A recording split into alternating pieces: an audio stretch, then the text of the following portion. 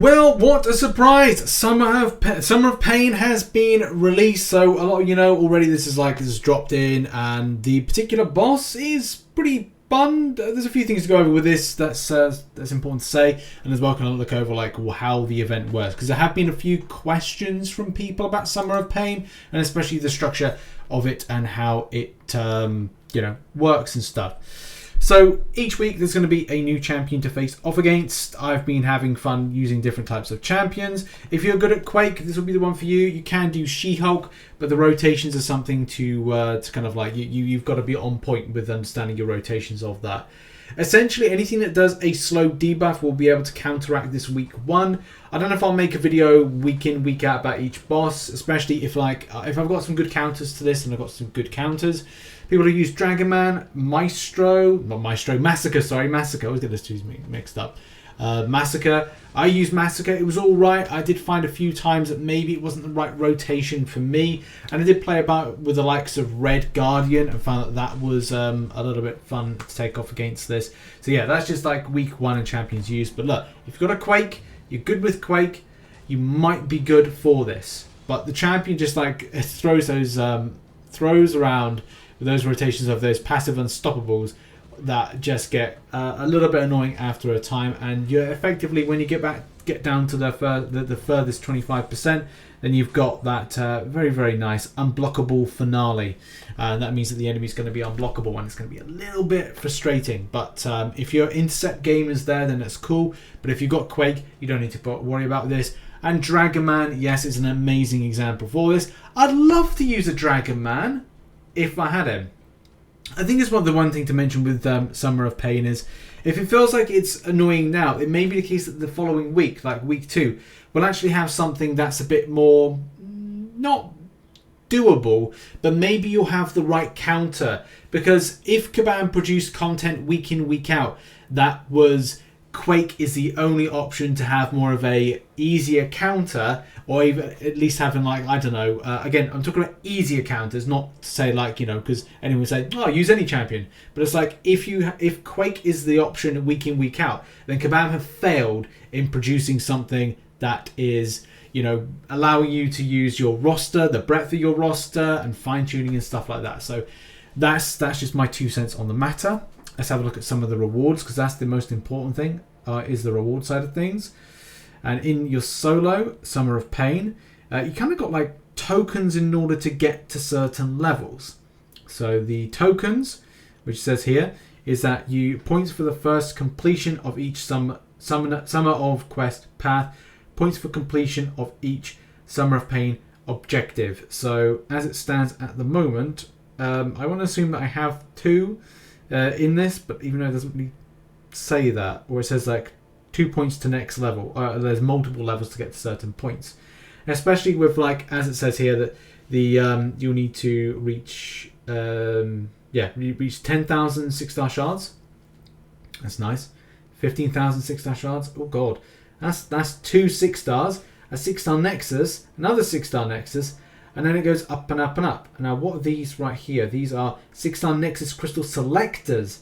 Jesus, man. As these go up, these are spicy as anything. Especially to say that these are Tier 3 Alpha Catalysts and Tier 5 Class Catalyst Selectors, which, that mounts up. What's this? This is a 25%. And then what is it? Must be the final one is a... No, 6-star Nexus. Choose a class. Wow. Okay, so these are class selectors. Choose a class.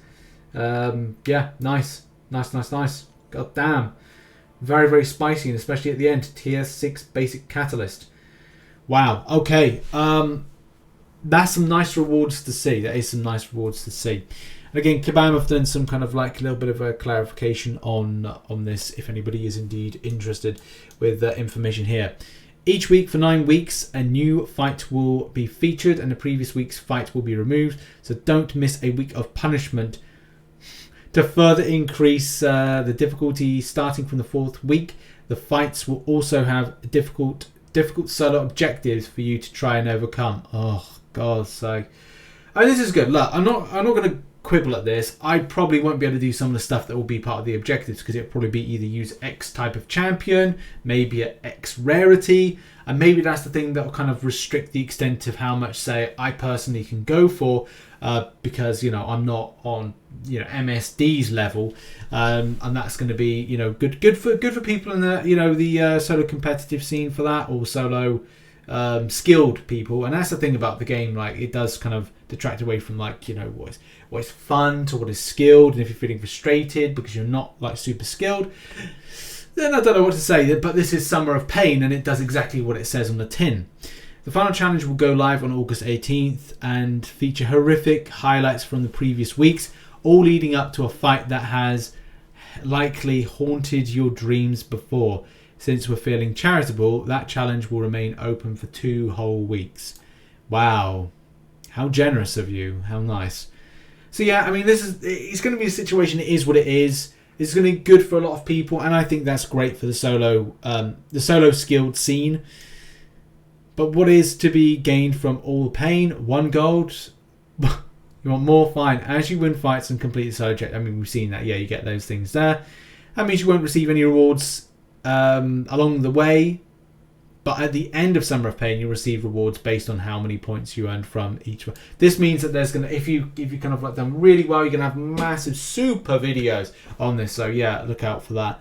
I think those objectives are going to be interesting to see whether or not they are going to be the furthest points of people's stress levels and stuff, because if you're going to have to use like a 3-star against a 6-star interaction and have to repeat this on this rogue thing, then yeah, you're going to see a lot of 3-star Quakes being used.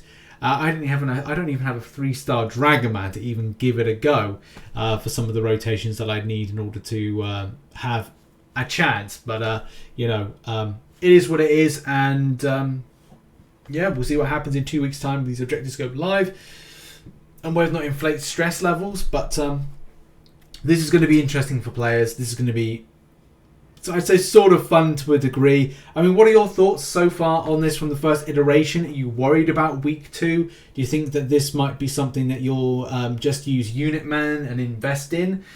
Will you be quite apprehensive until the release of the objectives and things like that? Put it in the comment section down below. Let's find out what people are feeling all about this, because I don't know, man. I don't know. I'm gonna have to I think I'm gonna have to rank 5 Quake, and I'm gonna have to force myself to get good at Quake in order to make this passable, enjoyable, and that kind of stuff. But yeah, crazy times. Thank you anyway for watching this video. We posted another video earlier today. I've got one more video to post today about side event, and then tomorrow is going to be about rewards tracking for side event. I've also got like a really cool video I'm working on about predictions for July 4th deals, so look out for that one. It may be dropping tomorrow, and I'm going to do an ultimate unit guide and stuff. But yeah, that is and has been the video. And I'm going to be live streaming on Twitch in about 2 hours time, so hopefully get to see you there. Appreciate you. Much love. Bye bye.